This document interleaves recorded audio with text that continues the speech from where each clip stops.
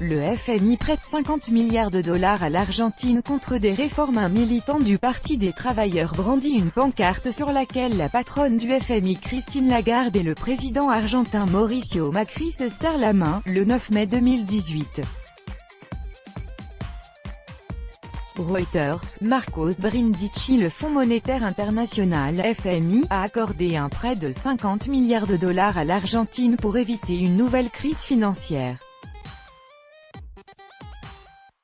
En échange de cette aide, le président de centre-droit Mauricio Macri s'engage à de profondes réformes économiques, pour limiter les dépenses de l'État.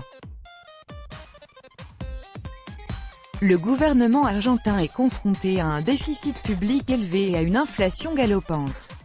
Le taux annuel de l'inflation dépasse en effet les 20% depuis 10 ans. Sur le marché des changes, la situation n'est pas meilleure.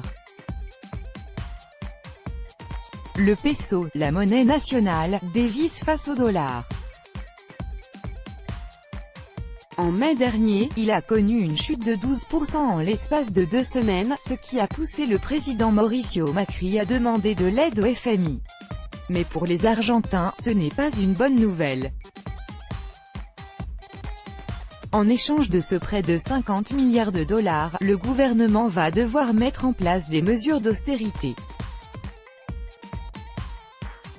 L'objectif est de réduire les dépenses publiques, une coupe de 700 millions d'euros pour arriver à un déficit budgétaire de 2,7% en 2018. Pour l'inflation, l'objectif est un taux de 9% pour 2021. Cela veut dire moins d'investissements dans les infrastructures et moins de prestations sociales pour les ménages. Une politique douloureuse qui rappelle de mauvais souvenirs aux Argentins. Le dernier recours au FMI remonte à la fin des années 1990.